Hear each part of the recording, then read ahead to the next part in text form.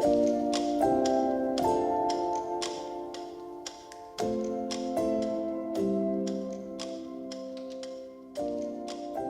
everyone, and welcome to episode 10 of Cross-Chain Examination. I'm your host, Kэtrin Wu. Believe it or not, this is the last episode of the season. I can't believe we're already 10 episodes in. Massive thank you to everyone for making this possible. Shout out to the sponsors, to all of our listeners. I can't wait to get started on season 2 soon. I'll probably launch sometime in the fall, so stay tuned for that. In the meantime, please tell your friends about Cross-Chain Examination, catch up on any missing episodes, and as always, reach out with feedback and comments to either the podcast Twitter handle at CrosschainPod or to our show email, crosschainexamination@gmail.com. Thank you also to my producer, Amy Chen, who has worked nights and weekends to make this happen. Now, without further ado, let's jump into this week's episode. So today we're taking a different approach. We're talking about something that's a little bit more current, top of mind, more related to news events. And so obviously we're talking all things crypto and privacy, but particularly as it ties into the huge news event from last week, which is the tornado cash ban in the US.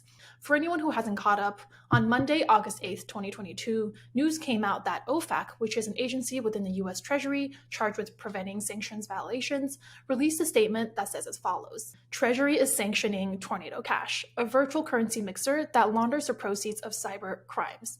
The statement further went on to say, despite public assurances otherwise, Tornado Cash has repeatedly failed to impose effective controls designed to stop it from laundering funds for malicious cyber actors on a regular basis and without basic measures to address its risks.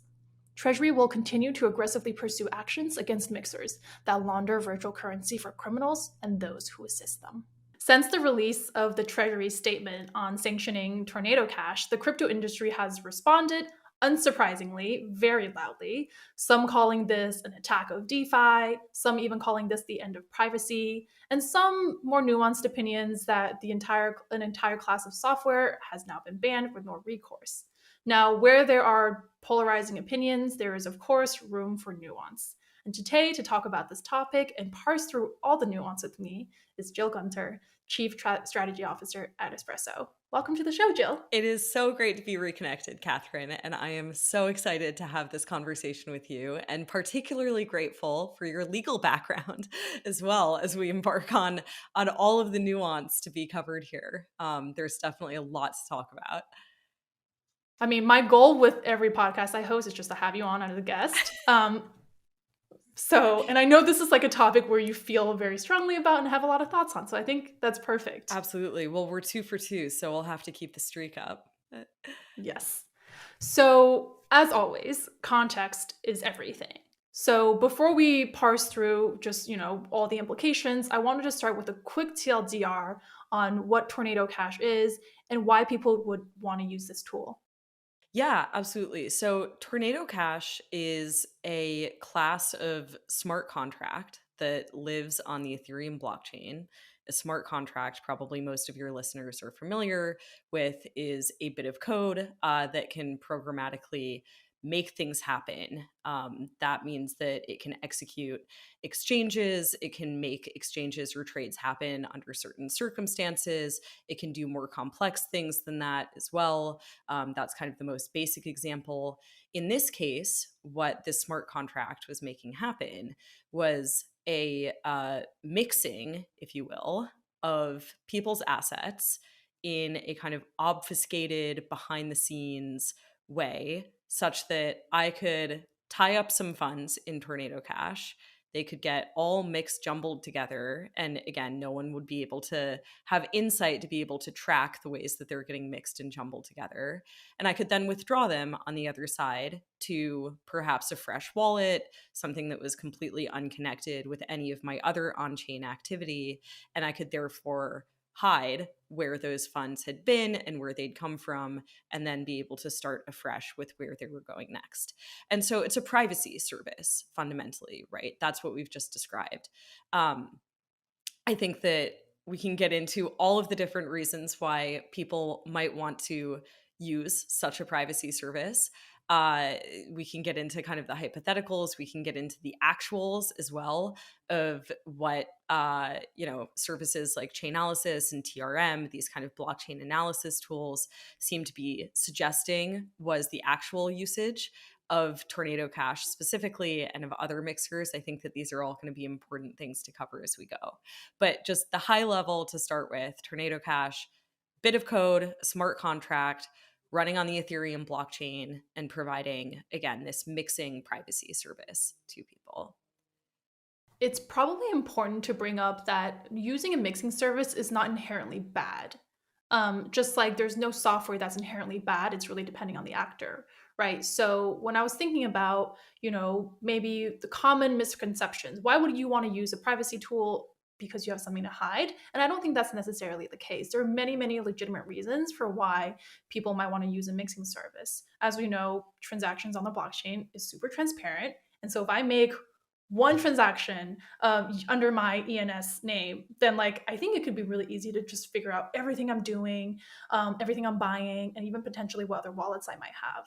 That's exactly right. And I think that that's actually an important place to start because there is this misconception amongst people who aren't eat, sleeping, and breathing crypto and blockchains, as you and I are, for better or for worse, that blockchains and cryptocurrencies, people almost think like, oh, it's right there in the name, crypto. That means it's all private. People know that, Bitcoin was used on things like the Silk Road, these darknet markets, people wanting to cover their tracks.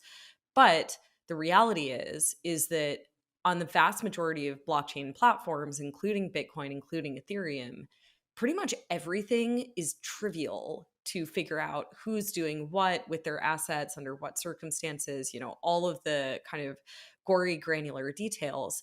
The way that I like to talk about it is that, on Venmo, I think a lot of your audience probably have used or seen Venmo.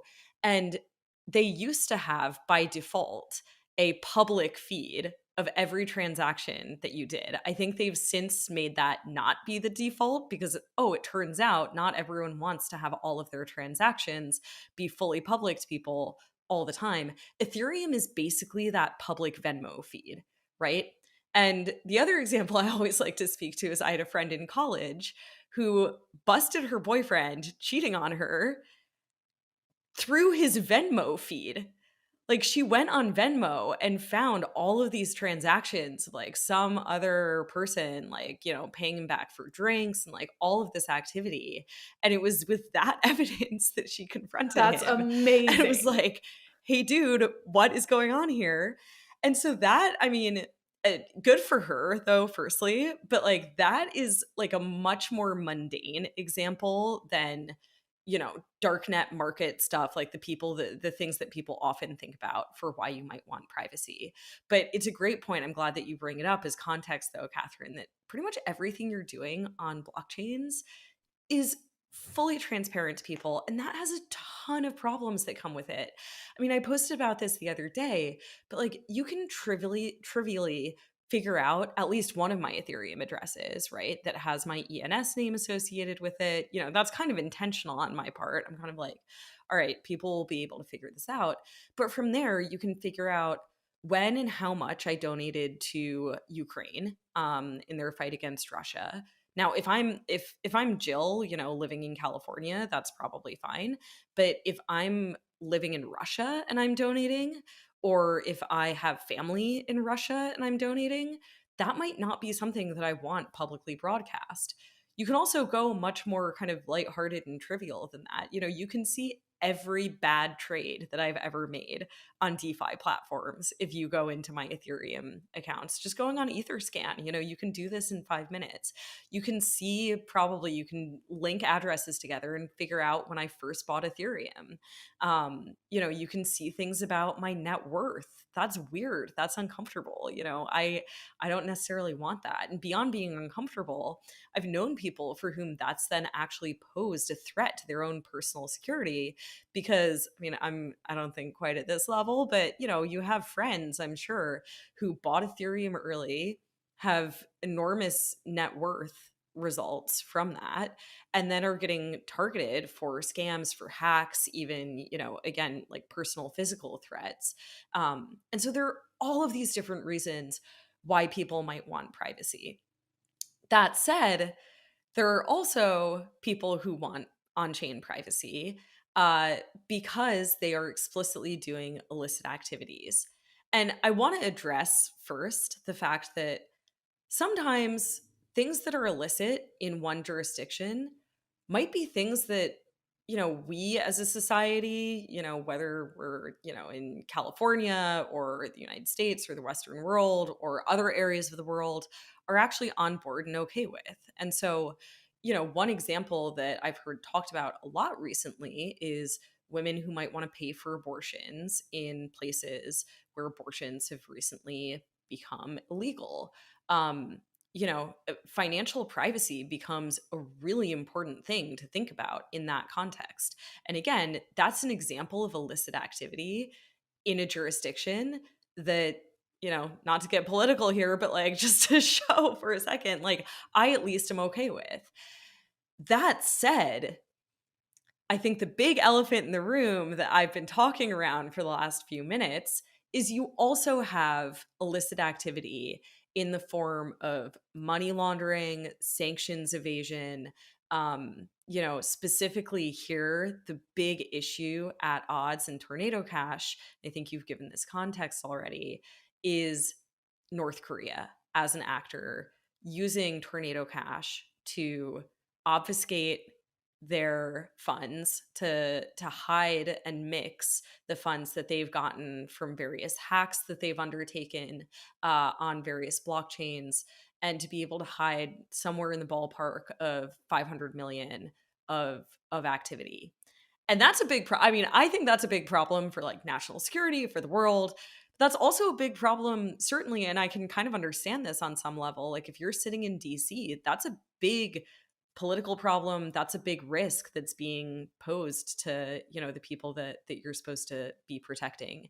And so it gets very fraught very quickly when you start talking about privacy tools, because as you said at the top, Catherine, these are neutral, and yet the ways that they get used range from the really mundane to the actually like quite deeply problematic. Yeah, I mean, two things I want to kind of go down. So one is I wanted to just at least like give you a shout out. Like you wrote a blog post earlier this week titled "Financial Privacy Without the Risks of a Mixer," and so I think that's where you kind of laid out the kind of binary choice of privacy in crypto really, really well. And so like I really liked one of the things you said, which is that Web3 really, it should offer more than just like, as today, Web3 privacy is so much worse than literally any other like It's whatever insane. We industry. talk about Yeah. Web3 as fixing the problems of Web2, and Yeah. we often talk about data privacy being one of those, because God knows it's awful in Web2. You only have to look at like the Cambridge Analytica scandal in Facebook.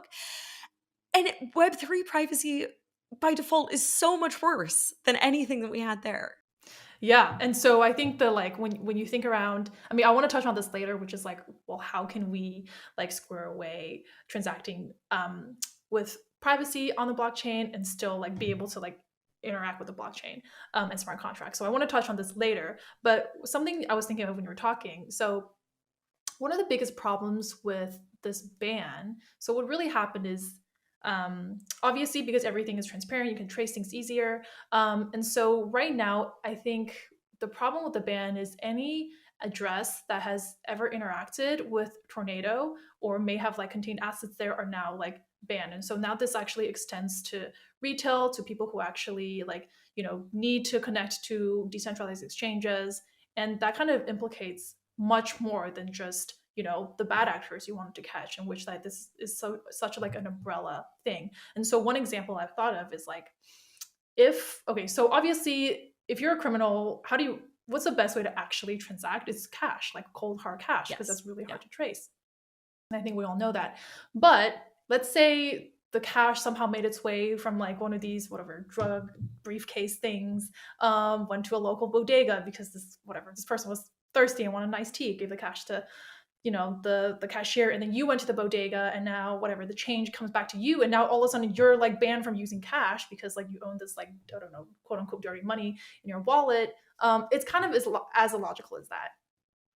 Yeah, no, and I think that it's important also to acknowledge, I will get caught up, I think, quickly in the North Korea thing, and all of that's going to be really important to cover.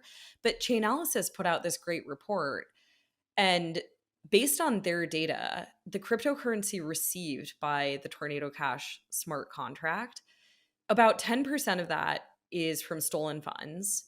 About 18% of it, again, per their data, is from sanctions or sanctioned addresses. And so, that's sort of 25-30% right there.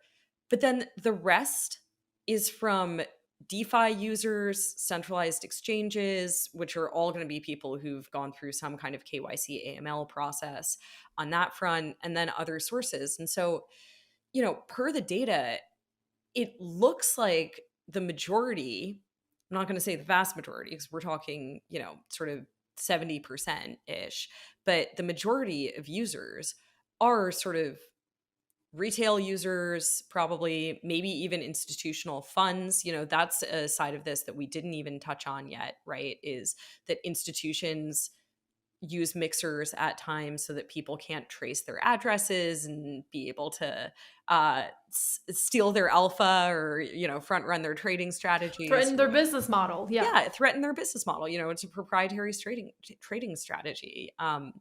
And so you have this cohort of who all, again, for these purposes, call kind of innocent users, or who we might think are kind of innocent users.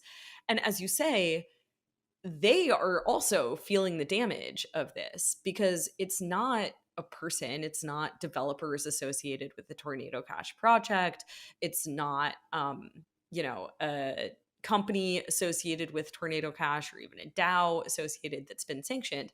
It's the smart contract itself. And so exactly, anyone who has touched this is subject to this now, and you're seeing this play out in all kinds of wild ways where USDC is one of the most major stable coins out there, and there was something on the order of 75,000 in USDC that was within the Tornado Cash contract or had recently touched it or what have you.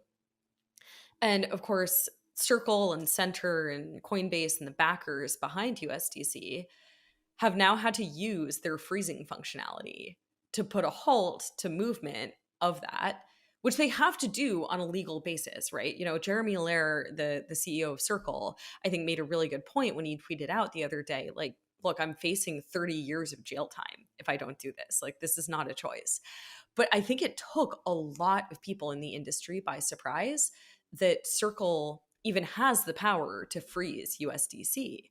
And there's this tension there, right? Of we're in this industry that talks about censorship resistance, and we don't actually get into the details of what that means under different circumstances, what products are censorship resistant in a really genuine kind of way, what products aren't. And I would argue just because USDC is not censorship resistant in this kind of perfect cypherpunk way doesn't mean that it's not valuable. I think it's one of the most valuable products out there in terms of the actual utility that it provides to people. But as everyone's learned, it's not censorship resistant in the way that maybe they thought it was.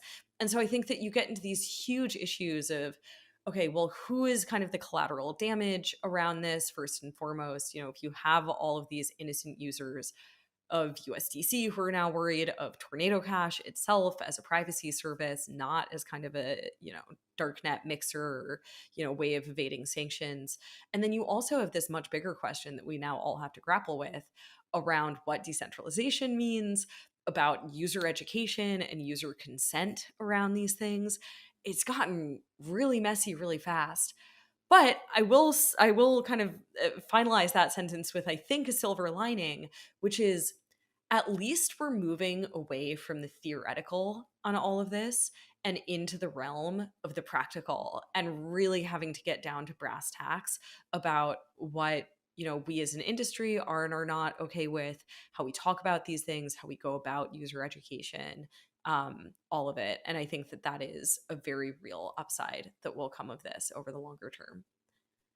Yes, for an industry that puts so much premium on decentralization, every once in a while, it's good to get that challenged and really like understand what is truly decentralized and what's not. Absolutely. Now, it is an interesting point. So, that you mentioned about censorship resistance, and just because the government cannot necessarily shut down an open source software, it doesn't necessarily mean that like anons cannot take responsibility, right? And so one of like it's kind of a funny meme that's happened, or like a funny story, which is like Tornado Cash like still lives on, right? Again, open source software. Over 2 million And in dollar equivalent went through it the day after it was sanctioned. Yeah.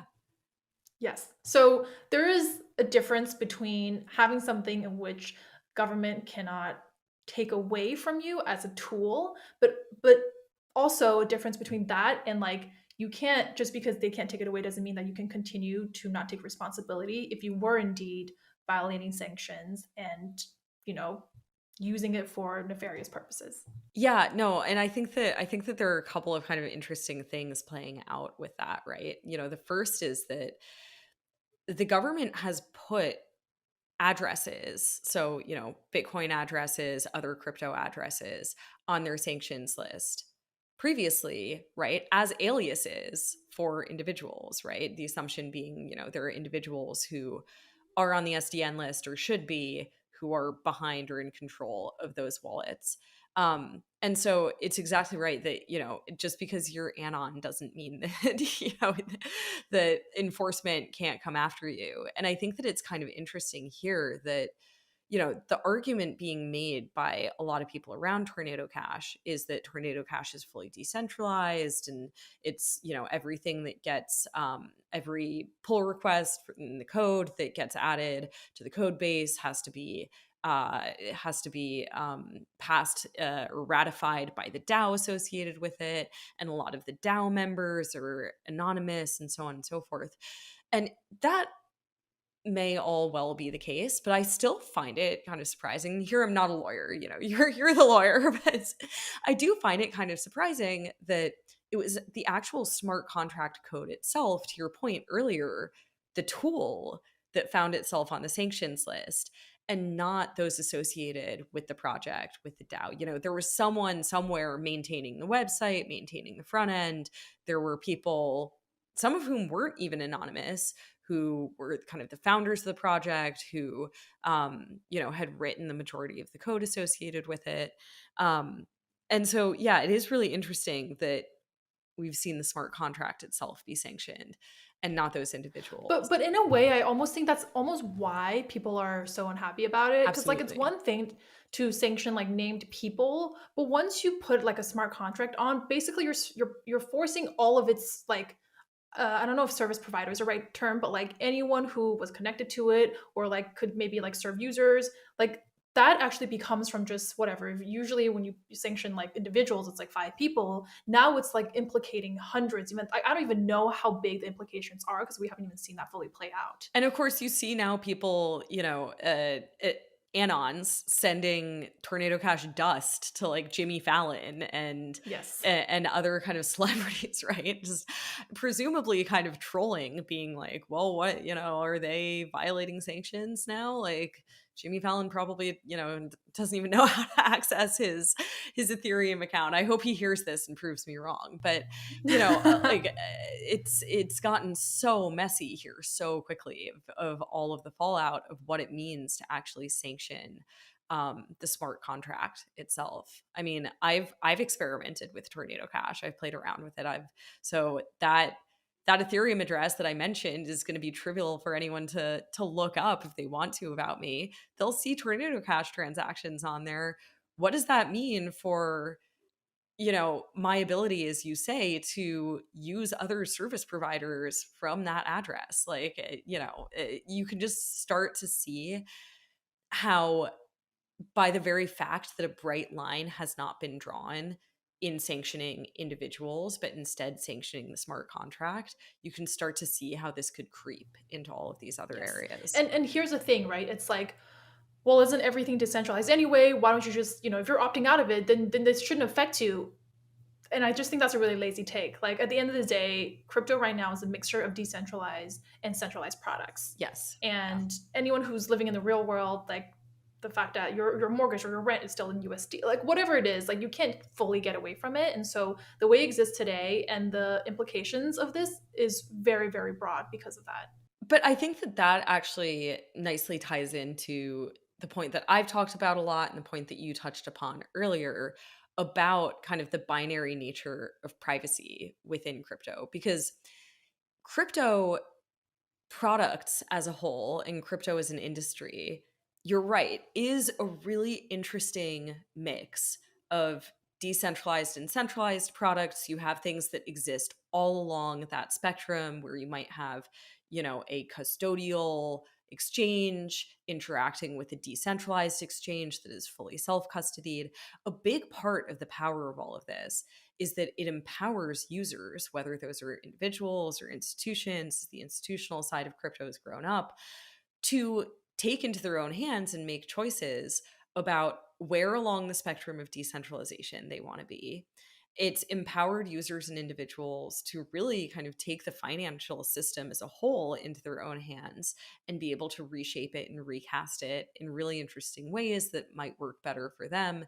It's been chaotic at times, it's been messy at times, real damage has been done along the way for sure. But ultimately, I think that there's something really powerful there in creating more optionality through these systems and then through the developers who build them out.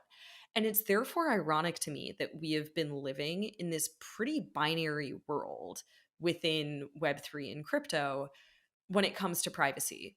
There have really only been two choices.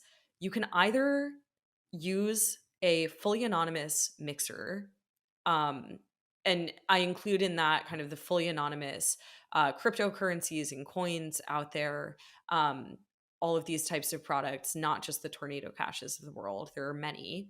So you can use a fully anonymous product, but then open yourself up to all kinds of risks when it comes to governmental oversight, regulatory action, as we're seeing, even services becoming uncomfortable with you and censoring you and so forth. Certainly if you're an institution, if you're a fiduciary for other people's assets, you have to be very cautious and very cognizant of those risks if you're using a fully anonymous product. Or of course the other side of the binary is that you use a fully transparent, fully public chain and fully transparent, fully public products like Ethereum and like the vast majority of DeFi out there. And where I think that, and this is what I'm working on, so I'm biased, I'm building this full time, but I think that where it gets really interesting though is when we start to open up that privacy spectrum and say, okay, maybe fully anonymous mixers should exist. Maybe not. I don't really want to get into that as a debate. I think I've revealed enough along the way of this conversation already that you can probably guess where I come out there. But regardless of that, there should be more options and more choices for users along that privacy spectrum to be able to determine, maybe I'm cool actually with Coinbase having KYC'd me and Circle, maybe, as an example, maybe being able to see everything that I'm doing with USDC. Maybe I'm also totally cool with them being able to freeze other people if they don't like what they're doing, but that's a risk that I'm willing to take. Maybe that's a risk I'm more willing to take than the risk of using a fully private, fully anonymous mixer. But maybe I don't want the whole general public to be able to see that full Venmo feed of every dumb trade I've done, every donation I've made, everyone who's ever paid me back for a drink, right? And you can get into even more, I think, kind of interesting worlds of this, right? Where you can actually end up with even better privacy guarantees than exist in the world today, where, maybe then other third parties would be able to see, okay, this address has been KYC'd by Coinbase, but I don't need to then take custody of all of that data and information. You get into really interesting possibilities. But I think that those, if we want to protect privacy, if we want privacy to remain a viable option for users of blockchain products, we have to be developing those kind of intermediate solutions and opening up the options on the privacy spectrum so that it's not all or nothing.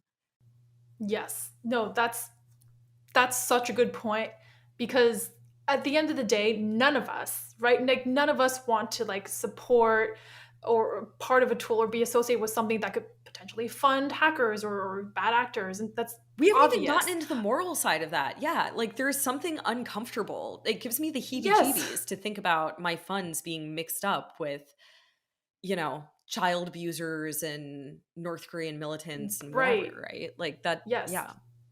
Like obviously in that sense, like sanctions are super important, right? In that sense, like morally I don't want to be associated with that. I think that in that sense makes sense.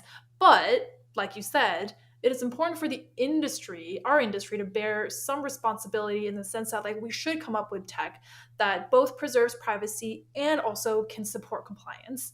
And it should be a choice. And so like, I know in recent days, like discussions around zero knowledge proof has come up again, because it's again like it's one of these things that I think the industry is working on to achieve both of those goals.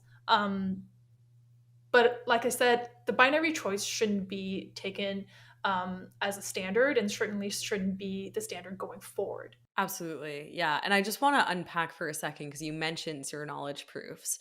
So, zero knowledge proofs are a cryptographic technique and have been turned into a technology that lets you prove things about something, about a piece of data, about the state of something, without revealing the underlying information. And so, the kind of naive example that often gets used is, if you walk up to a bar and you still look like you're in high school, which I do as of now. It's not cool. That's not a humble brag. I kind of hate it. But you get carded and you have to hand over your ID to the bouncer outside of the bar, right? And they look at it and they see, okay, she's well over 21. Okay, she can go in. But in so doing, they get to see all of this information about me. They get to see my date of birth. That might be something that I'm not comfortable with. And so the zero knowledge way of doing this, if there was one, would be for me to be able to prove to the bouncer that I am in fact over 21. So I'm proving something to him about the state of me, without, again, having to reveal the underlying facts that make that the case. Now, the way that this has been applied to crypto is really cool, firstly. It all kind of started with Zcash and the Zcash project, where the folks around that project said, okay, we have this problem with blockchains where everything is transparent to everyone all the time. We kind of need that to be the case because we need to be broadcasting these transactions to the whole network of nodes, validating the transactions that are going through. But what if we could use zero knowledge proofs so that all of those validators could still validate that indeed these transactions are okay and meet the requirements of the protocol without having to see all of the underlying data? And Tornado Cash relied on ZK tech, ZK meaning zero knowledge. And again, there have been a lot of really, really cool applications of this technology. There's been a ton of breakthroughs and a ton of resources poured into making those breakthroughs over the last 5 or 6 years. It's all really exciting. And the way I think that's most exciting about exploring the applications of it is when you start to get into the notion, again, of more programmable privacy, more configurable privacy, and opening up kind of the spectrum of possibility, again, between the two binaries. But that's about as deep as I'll go for now, I think, on zero knowledge proofs. I'll pull in one of the members of my engineering team if you want to get into the actual technical details of how it all works. No, I think that should be a topic for another episode. But the Which we reason why should I do bring at it some up, point. But yeah. which 100% we should do, but the reason why I bring it up is just to show that like there are industry folks and developers and really smart people working on giving us more than just a binary choice when it comes to privacy and when it comes to crypto. So on that note, just the last question: what is the one thing that you would want everyone to know post this whole Tornado Cash sanction news? It could be best practices, it could be how they think about their privacy. Like, what is the one thing you want people to know? I mean, it's such sort of a trite cryptoism to say, but DYOR, do your own research, understand who can see what about what you're doing on chain. I think a lot of people who have flooded into the space amidst all of the excitement of the last couple of years might not even fully understand just how much can be seen about what they're doing on chain. Even if you're spinning up new addresses and thinking that you're, being really smart on your OPSEC and delinking things, people can still see what's going on. That would be one thing. Do your own research on just how censorship resistant the tools that you're using are, and make your own decisions about what kinds of risks that you want to take. Because there are going to be risks any which way, whether those are the risks of using a fully anonymous mixer or the risks of, some centralized third party halting the asset that you're using, whatever it is, there are going to be risks. But do that research. Again, understand these things, scrutinize them. Don't just take the marketing jargon at face value. And the last thing I would just say is don't mess with OFAC. We've talked about some of the kind of, kind of funny, but also like when you think about the implications, really like not that funny things that people are doing in the wake of this Tornado Cash sanctioning. Don't do those things. That would be my last final takeaway. Just don't mess with it. Don't touch it. Don't go near it. Not with a 10-foot pole. All right, great final words.